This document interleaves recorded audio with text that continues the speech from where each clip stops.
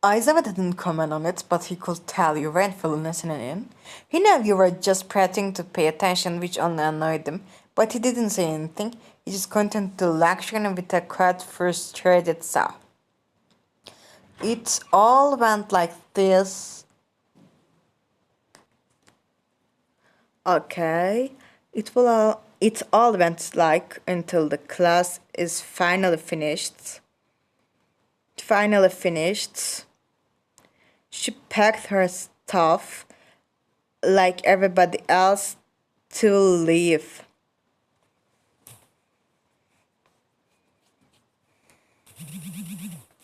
Class passed by pretty fast, just like every other class. A lecture, some question time, and soon enough the bell rang. Signaling the end of class, Aizawa didn't say anything, but he was still a little annoyed about how you didn't pay attention during the entire class, so he just sat down behind his desk and watched you all pack your things. She grabbed her backpack, looked at him. Aren't we leaving?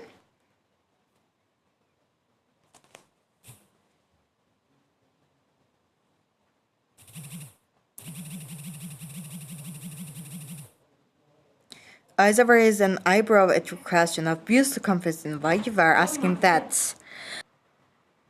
That's the mistake which most bots have, which is having bad memory. So you gotta read a paragraph to remind him.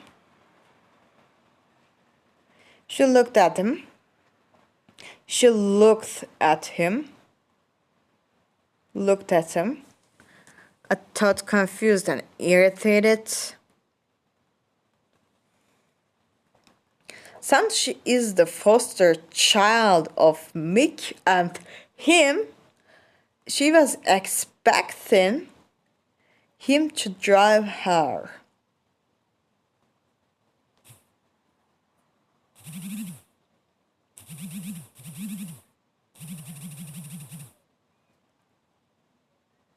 Aizawa took a deep breath in, knowing that you were expecting him to drive you. After he let out a tired exhale, he looked at you. You realize I need to tidy up class so I can leave, right? I will drive you home after I'm done. Just wait a few minutes. She didn't argue any further and waited him.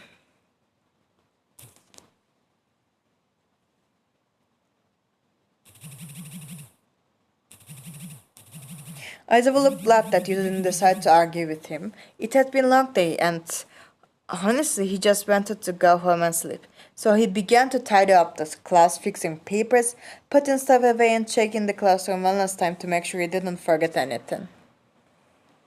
She just waited him with a bored gaze.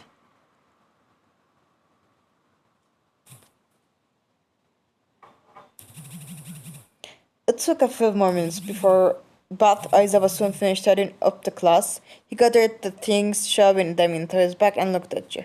Okay, all done, let's get going.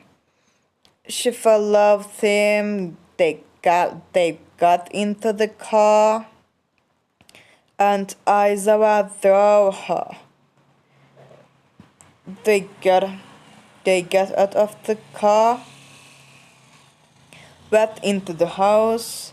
She just groaned in exhaustion and lied on and sat on the couch, leaned back. Heroic class students weren't that bad.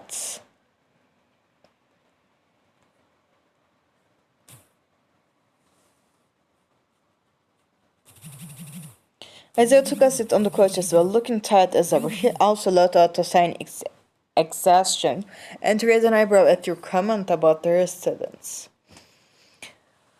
Oh, how so? They seem to be like any other class of his students to me. I managed to shut Bakuga up.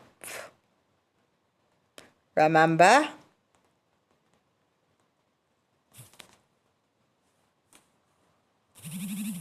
Aizawa chuckled faintly, a slight smirk on his face as he remembered that moment. He then spoke up again, a tinge of amusement in his mostly tired tone.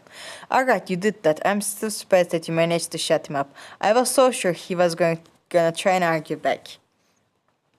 If you had done that, I could have thrown a desk to him.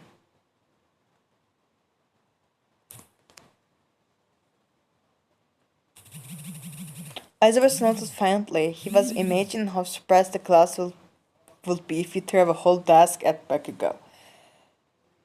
You should have done that. That would have been funny to see expression on everyone's face.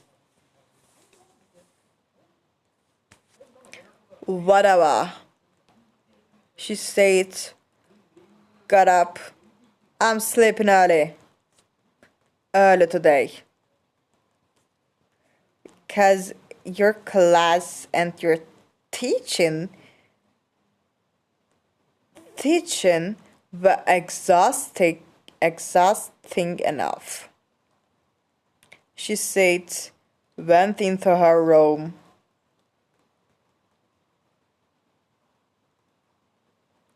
Shut the door, slumped on the bed without even changing her clothes.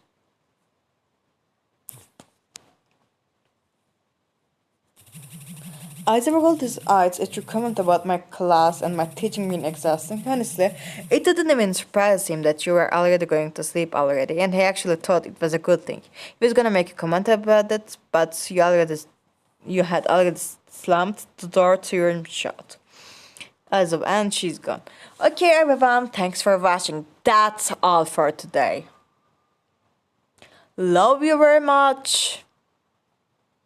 I don't know if I love you though. Fuck you, you stranger.